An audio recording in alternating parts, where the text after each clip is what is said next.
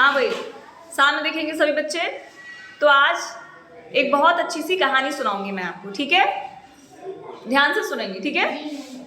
कहानी में क्या होता है, एक बार बहुत सारे मेढक होते हैं। क्या होते हैं? मेढक। अब वो क्या करते हैं कि उनको सूझता है कि चलो आज एक प्रतियोगिता करते हैं। क्या करते हैं? प्रतियोगिता करते हैं। उसमें क्या करेंगे कि एक बहुत ऊंचा टावर है या एक बहुत ऊंची मीनार है और उस मीनार पे चढ़ना है।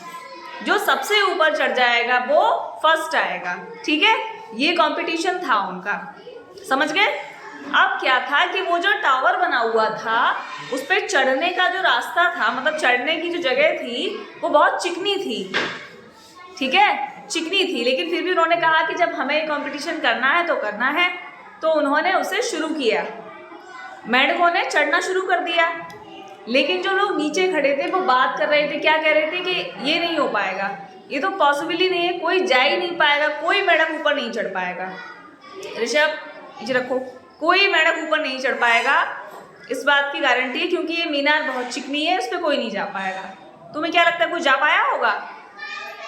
जो भी लोग नीचे थे वो बार बार यही कह रहे थे, नहीं जा पाएंगे, नहीं जा पाएंगे, इस मीनार पे कोई नहीं जा पाएगा।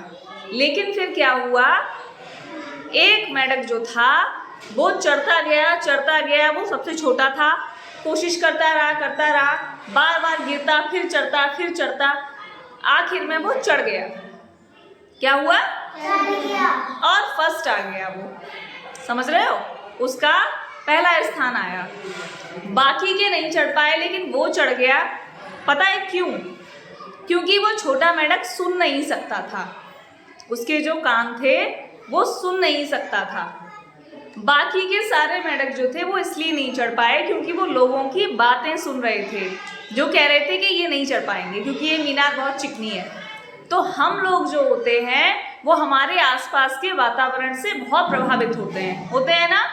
तुमसे कोई कहे अनामिका तुम कभी फर्स्ट नहीं आ सकती हो, तुम कभी नहीं आ सकती हो, वहीं अनामिका कुछ सोचे मैं फर्स्ट आ सकती हूँ और मैं आके दिखाऊंगी, तो अनामिका को कोई रोक नहीं सकता है ना?